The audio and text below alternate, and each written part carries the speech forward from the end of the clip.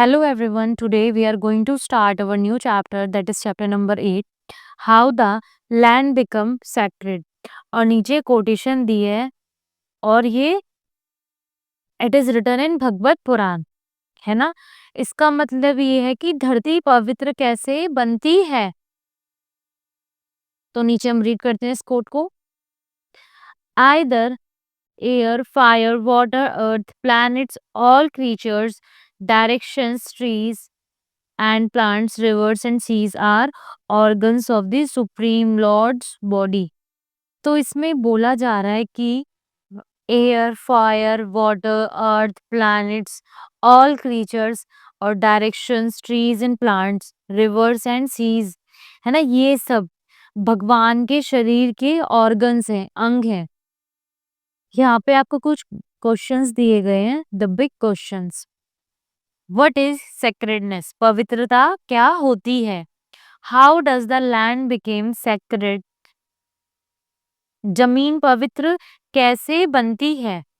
इन सब के बारे में आप धीरे धीरे आगे रीड करोगे। How do sacred sites and pilgrimage networks connect with the life and culture of the people? पवित्र स्थान और जो ये पिलग्रिमेज, जो तीर्थ यात्राएं जो लोग करते हैं, है ना, ये लोगों के जीवन से और संस्कृति से कैसे जुड़ी होती है। What role did sacred geography play in the cultural integration of the Indian subcontinent? Bharat की सांस्कृतिक एकता में पवित्र जगहों ने क्या भूमिका निभाई? Let's explore. Do any of the pictures look familiar to you? Can you name similar places found in your neighborhood? क्या ये जो पिक्चर्स हैं आपको पहचान में आती है? क्या ऐसी जगह आपके आसपास भी है? जो ये ऊपर अभी पिक्चर्स दी गई थी उनके बारे में बात हो रही है। ठीक है, तो आप इसका आंसर खुद फाइंड आउट कर लीजिए। अब हम नीचे पढ़ते हैं, what is sacredness? Sacredness can have many meanings.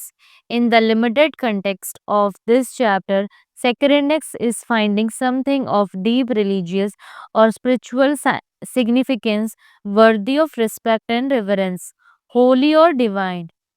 But what is this something? It can be special location or shrine that evokes such deep feelings, high thoughts or emotions. पवित्रता के कई मतलब हो सकते हैं, है ना? उसके बहुत सारे मीनिंग्स हैं। बट इस चैप्टर में ये बोला जा रहा है कि पवित्रता का मतलब ऐसा है कि कोई ऐसी चीज जो हमें बहुत धार्मिक या खास लगे। वो कोई एक मंदिर हो सकता है, कोई स्थान हो सकता है, कोई चीज हो सकती है जिसे हम आदर और श्रद्धा से देखते हैं। It can also be, as we will see in this chapter, a journey of special kind, often called a pilgrimage. The route the journey takes, or even the very land covered. तो इस chapter में हम ये पढ़ेंगे कि ये जो यात्रा है वो एक खास तरह की यात्रा हो सकती है। कैसे हो सकती है? जिसे हम तीर्थ यात्रा कहते हैं। उसमें हम क्या-क्या पढ़ेंगे? यात्रा का रास्ता, सफर या वह जगह जहाँ ये होती है। Sacredness, therefore, is not just connected with religion and with spirituality, but also with geography, all sorts of traditions, and in the case of India, with something more than we will discover soon. Let us focus on sacred places first. You will find that almost every school of thought and religion in India has its own sacred places. तो इसमें बोला जा रहा है कि जो सैक्रेडनेस है, मतलब जो पवित्रता है, ये सिर्फ रिलीजन और स्पिरिचुअलिटी से जुड़ी नहीं होती है, बल्कि ये ज्योग्राफी से और जो ऑल सॉर्ट्स ऑफ ट्रेडिशंस, मतलब जो परंपराएं होती हैं, है ना, और भारत में कुछ और खास चीजों से भी जुड़ी होती हैं जिसके बारे में हम जल्दी ही जानेंगे। ठीक है, पहले पवित्र जगहों पर हम ध्यान दें। आप देखेंगे कि भारत में लगभग हर धर्म और सोच की अपनी एक पवित्र जगह होती है। The places in these pictures are revered by followers of Islam, Christianity, Judaism, Zoroastrianism, religions that originated outside India. People visit or congregate in these places for prayers and worship. Followers from their others faiths also visits them, as can be seen at the Dargah Sharif of Ajmer, Rajasthan, or the Vilakani Church in Tamil Nadu. People go on pilgrimage to these shrines on special occasions. ये जो picture में दिखाई गई places हैं, है ना? इस्लाम, Christianity, जुदाइज्म, जोरास्ट्रियनिज्म, है ना? ये इनके फॉलोअर्स द्वारा, है ना? ये जो उनको फॉलोअर्स हैं, उनके द्वारा ये जो प्लेसेस हैं, ये पवित्र माने जाते हैं और ये जो रिलीजन है, ये इंडिया के बाहर शुरू हुआ था। लोग यहाँ पर प्रार्थना और पूजा करने के लिए आते हैं। Naturally, when we turn to religions that originated in India, we find that they have many more sacred sites. In the case of Buddhism, those are often places that were visited by the Buddha or where his relics are kept. Among them is the Great Stupa at Sanchi, Madhya Pradesh, which is a relic stupa. You saw this in the chapter on the rise of empires. जब हम भारत में शुरू हुए, है ना? तो हम धर्मों को देखते हैं, तो हम ये देखते हैं कि इनके पवित्र स्थान ज़्यादा हैं, ठीक है? जो बुद्धिज़्म था, है ना? जो बौद्ध धर्म था, इनमें ये जगह वो होती है जहाँ पे बुद्ध गए थे या उनसे रिलेटेड कोई चीज़ वहाँ से जुड़ी हो। इनमें से एक सांची में है ना? ग्रेट स्तूपा, महान स्तूपा जो कहाँ है? सांची में, मध्य प्रदेश में है। और यह एक ऐसा स्तूपा है जिसमें बुद्ध से रिलेटेड जुड़ी चीजें रखी गई हैं, है ना? और वो हमने चैप्टर 5 में देख लिया था, द राइज ऑफ एम्पायर में। And the Mahabodhi stupa in Bodh Gaya, Bihar, where, according to Buddhist tradition, the Buddha attained enlightenment. They are important sites of for pilgrims. Bodh Gaya, for instance, receives more than 4 million visitors every year. Bihar के बोध गया में महाबोधि स्तूपा है जहाँ Buddhist tradition से के अनुसार भगवान बुद्ध को ज्ञान मिला था। ये जगह तीर्थ यात्रियों के लिए बहुत खास है ना? और बोध गया में हर साल 4 मिलियन से ज्यादा लोग आते हैं। इन सिखिज्म तख्त आर सीट्स और centres of spiritual authority. For example the Takht Shri Patna Sahib in Patna, the अक्कल तख्त part of Golden Temple at Amritsar. See figure 8.3 and Takht Shri Keshgarh Sahib at Anandpur. Sikhs aspire to undertake pilgrimage to these places at least once in their lifetime, as they are associated with important Sikh gurus and therefore has special significance. In addition, Sikh tradition records pilgrimages conducted by several gurus such as Guru Nanak to places like Haridwar, Prayag, Mathura, Varanasi, Ayodhya, Puri, and many more, beside a few Muslim shrines.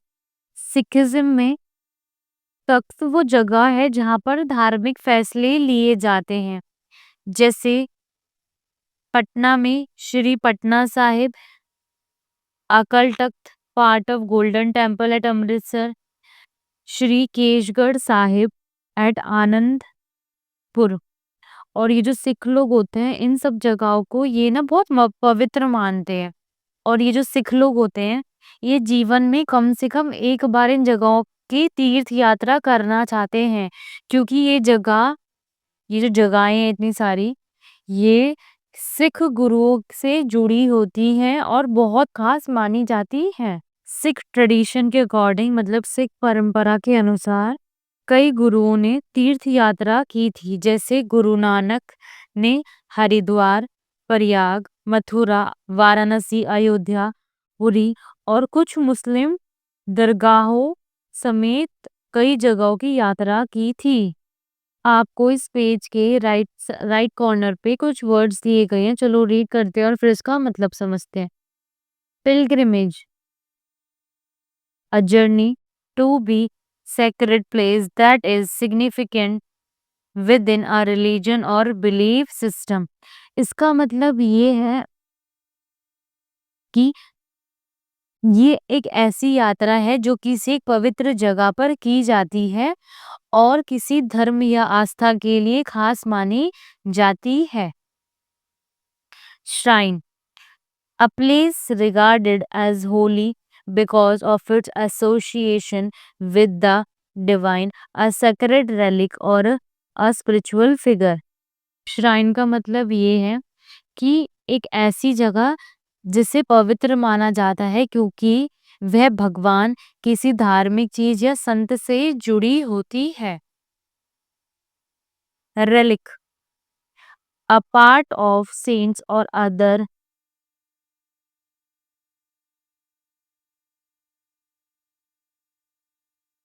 spiritual figures body or sometimes to one of their belongings kept as an object of reverence। इसका मतलब ये है संत या किसी धार्मिक व्यक्ति के शरीर का हिस्सा या उनकी कोई भी चीज जिसे लोग श्रद्धा से संभाल कर रखते हैं। India's has for ages past been a country of pilgrimage। All over the country, you find these ancient places from Badrinath, Kedarnath, and Amarnath, high up in the snowy Himalayas, down to Kanyakumari in the south. What has drawn our people from the south to the north and from the north to the south in these great pilgrimages? It is the feeling of one country and one culture। Bharat पहले time से ही तीर्थों का देश रहा है। देश के कोने कोने में ये एंशियंट जो प्लेसेस हैं, है ना, जैसे जो ऊंचे बर्फ से ढके हुए हैं हिमालयाज में जो स्थित हैं, क्या है, बद्रीनाथ, केदारनाथ, अमरनाथ से लेकर साउथ में जो कन्याकुमारी है वहां तक, यही भावना हमारे लोगों को साउथ से नॉर्थ और नॉर्थ से साउथ की महान यात्राओं के लिए प्रेरित करते हैं। यह एक देश और एक संस्कृति की भावना को दिखाता है। पिलग्रिमेज, मेनी इंडियंस अंडरटेक तीर्थ यात्रास or pilgrimage to various sacred sites, tirthas, during their lifetime. This ancient and continuous tradition of pilgrimage is not just a physical journey but also an inner journey that requires a specified code of conduct। बहुत से Indians अपने जीवन में इन पवित्र जगहों की तीर्थ यात्रा करते हैं। यह एक प्राचीन परंपरा सिर्फ एक बाहरी यात्रा नहीं होती है, बल्कि यह एक अंदरूनी यात्रा भी होती है जिसमें कुछ नियमों का पालन करना जरूरी होता है। For at least 3000 years and with no modern means of transportation available, Indians have been crisscrossing the subcontinent, resulting in its entire geography being considered sacred। We will return to this soon। करीब 3000 सालों से जब कोई transportation नहीं था, जब गाड़ियाँ नहीं थी, ट्रेन नहीं थी, बसेस नहीं थी, तो लोग भारत में एक जगह से दूसरी जगह जाते रहे, है ना? इसलिए पूरा जो देश है पवित्र माना जाता है और अब हम इसके बारे में आगे बाद में रीड करेंगे। तीर्था, literally a place where one can cross a river or other body of river. Symbolically, it becomes a place where one can cross from the ordinary worldly life to a higher spiritual life. Such places held in high reverence and regarded as sacred. तीर्थ वह जगह होती है जहाँ लोग नदी या पानी पार करते हैं। यह जगह हमें साधारण जीवन से अच्छे और आध्यात्मिक जीवन की ओर ले जाती है। लोग ऐसी जगहों को बहुत मानते हैं और उसको पवित्र मानते हैं। Let's explore. Read the excerpt. What are your observations? Locate the route the group must have taken from Rameshwaram to Haridwar. Why do you think the group was going straight to Haridwar instead of stopping at Delhi? ऊपर आपको एक example दिया गया है, तो वहाँ पे आप क्या देख रहे हो और सोचो कि वहाँ पे ये जो लोग हैं, ये जो ग्रुप ऑफ पीपल हैं, ये रामेश्वरम से हरिद्वार कौन से रास्ते से गए हैं और आपको ऐसा क्यों लगता है कि वो दिल्ली में क्यों नहीं रुके और सीधा हरिद्वार चले गए? तो इसका आंसर आप खुद फाइंड कर लीजिए और रीड करिए एक बार ये जो ऊपर एक्सर्ट दिया गया है, एग्जाम्पल जो दिया गया है। In ancient times, when people were traveling from Madurai in Tamil Nadu to Varanasi in Uttar Pradesh, what language would they come across? How would they communicate with people in those places? Where would they stay? What food would they eat? पुराने समय में जब लोग मदुराई तमिलनाडु से वाराणसी उत्तर प्रदेश में जाते थे, तो उनको वहाँ पे कौन-कौन सी भाषाएँ सुनने को मिलती थी और वे जो लोग थे वो लोगों से बात कैसे करते थे और वे कहाँ रुकते थे और वे कहाँ खाना खाते थे। तो आप इसका आंसर खुद फाइंड आउट कर लेना। In the Jain tradition, the Tirthas are associated with palace where the Tirthankaras attained liberation or where significant events of their lives occurred. Trees, ponds, hills, and mountains that the Tirthankaras visited or meditated at are also considered sacred.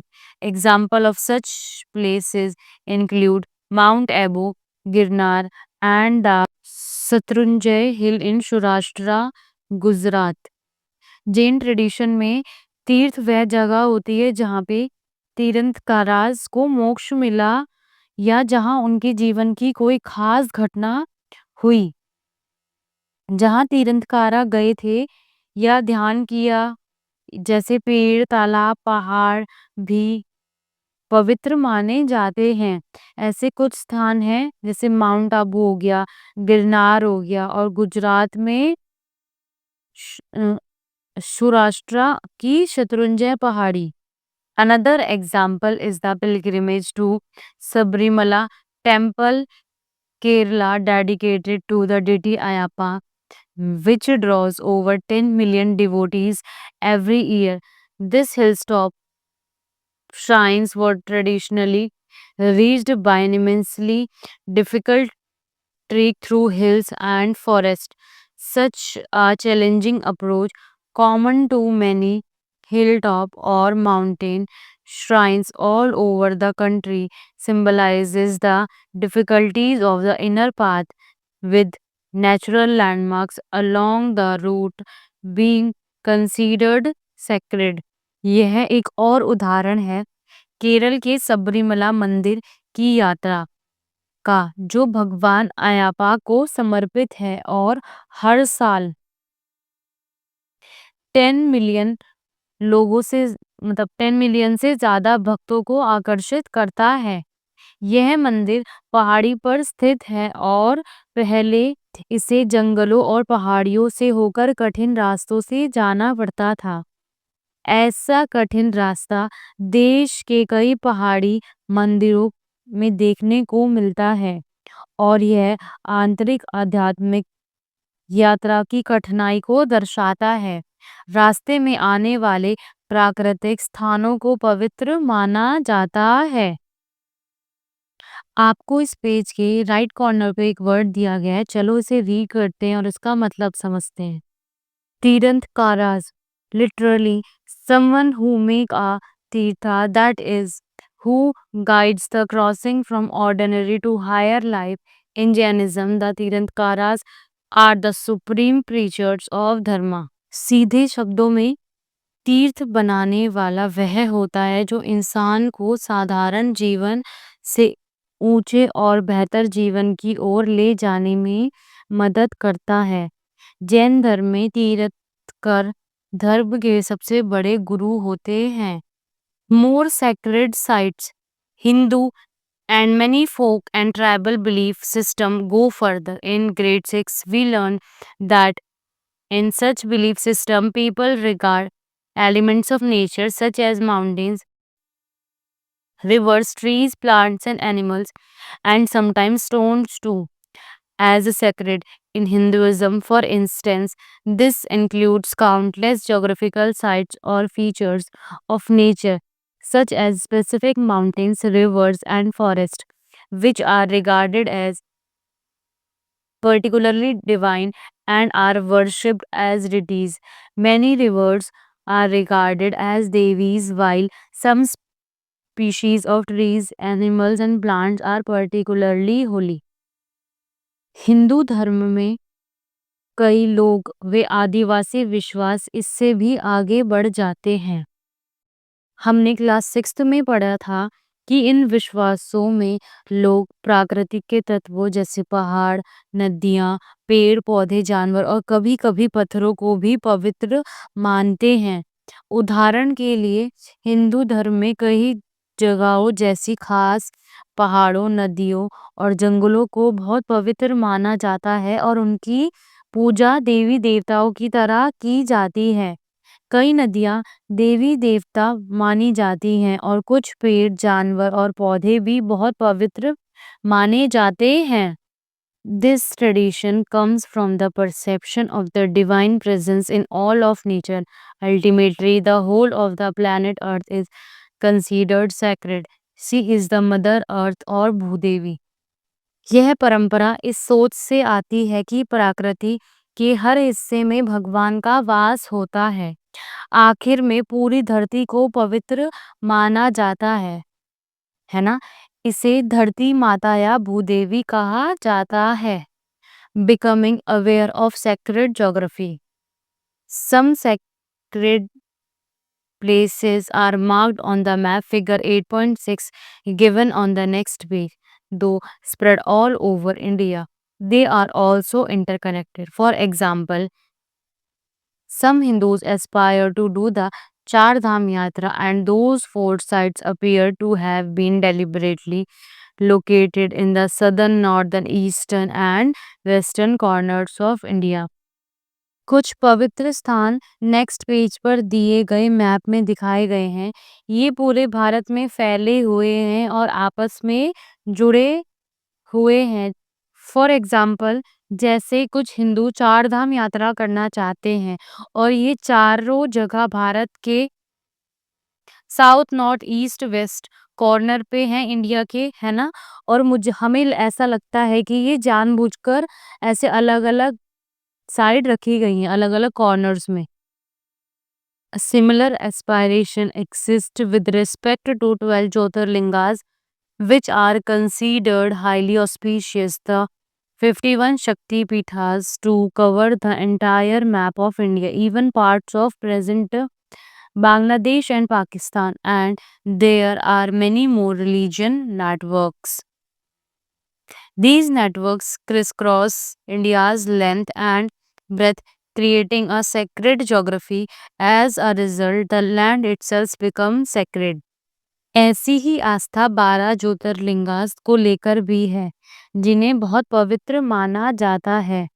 इसी तरह 51 शक्तिपीठ पूरे भारत और आज के बांग्लादेश व पाकिस्तान के कुछ हिस्सों में फैले हुए हैं।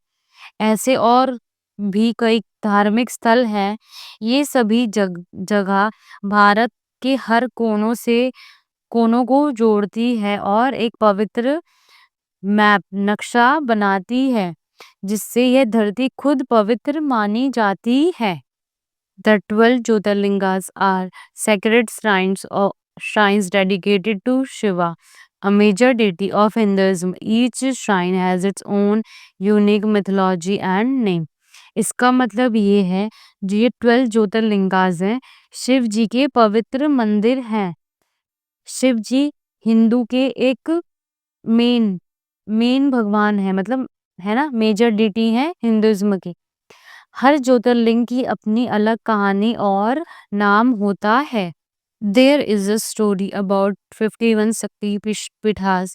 Shakti, the divine mother in the form of Sati, and her consort Shiva were insulted by her father.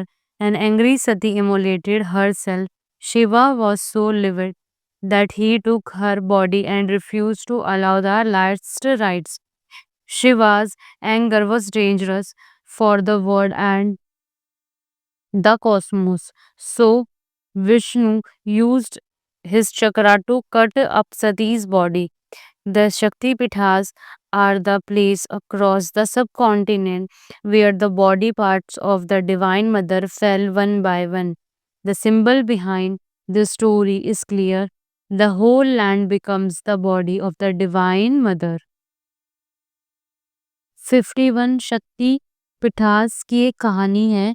देवी सती जो शक्ति का रूप थी और उनके पिता भगवान शिव का अपमान सती के पिता ने किया। इस बात पर नाराज होकर सती ने खुद को अग्नि में जला लिया। शिव बहुत गुस्से में आ गए और सती का शरीर उठाकर घूमने लगे। उन्होंने अंतिम संस्कार करने से मना कर दिया।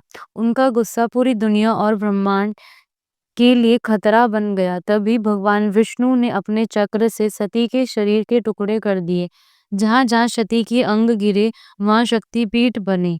इस कहानी का मतलब साफ है, पूरी धरती देवी माँ का रूप बन जाती है। Let's explore. Note the locations of the Char Dham.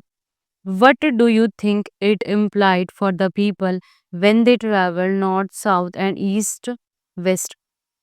इसका मतलब ये है कि चार धाम की जगहों को देखो और जब लोग ये नॉर्थ, साउथ और ईस्ट और वेस्ट की यात्रा करते थे तो इसका मतलब क्या होता था? While visiting the major sacred places connected to their respective faiths, pilgrims would naturally cover the geography of India. They would come across diverse languages, customs, clothing, and food along the way, but would notice the commonalities too. इसका मतलब ये है, जब यात्री अपने धर्म के पवित्र स्थानों की यात्रा करते थे, तो वे भारत के अलग-अलग हिस्सों से होकर गुजरते थे। रास्ते में उन्हें अलग-अलग भाषाएं, रिवाज, कपड़े और खाना देखने को मिलता था, लेकिन उन्हें कुछ बातें एक जैसी भी लगती थी। Let's explore. Can you identify the name of few traditional Tirthas given in the map above? You can refer to the political map at the end of the book for help. क्या आपको जो ऊपर ये map दिया गया है उसमें आप कोई पुराने जो तीर्थ स्थान है उनका नाम पहचान सकते हैं? और हेल्प के लिए आपकी बुक के पीछे आपको एक पॉलिटिकल मैप दिया गया है, तो आप उससे उसकी हेल्प ले सकते हैं। तो ये वाला क्वेश्चन आप खुद कर लीजिए। Why did people travel such long distances apart from religious motivation? Some, like merchants and traders, traveled to exchange goods. Others traveled to discuss, debate, and popularize their beliefs or to learn and study for eminent teachers in different parts of the country. However, though they were traveling for different purposes, their routes often converged. Discussions and debates, sharing of goods, experiences, and tales enriched everyone. New ideas emerged and old ones were adapted. This complex process became a major factor in the cultural integration of Indian subcontinent. लोग इतनी दूर की यात्रा क्यों करते थे? धार्मिक कारणों के अलावा कुछ लोग जैसे व्यापारी और सौदेकार सामान का लेन-देन करने जाते थे। कुछ लोग अपने विचारों पर चर्चा और बहस करने, उन्हें फैलाने या देश के अलग-अलग हिस्सों में बड़े गुरुओं से सीखने और पढ़ाई करने के लिए भी लोग जाते थे। चाहे उनके कारण अलग थे, लेकिन उनके रास्ते अक्सर एक जैसे होते थे। मतलब उनके जो रास्ते थे, वो एक ही जैसे रास्ते हो जाते थे। बातों, सामानों और अनुभवों को बाँटने से सभी का फ़ायदा होता था। नए विचार आते थे और पुराने विचारों में बदलाव होता था। यह प्रक्रिया भारत की सांस्कृतिक एकता का एक बड़ा कारण बनी। तो यहाँ पे आपका चैप्टर नंबर 8 का पार्ट 1 कंप्लीट होता है। तो thank you for watching this video.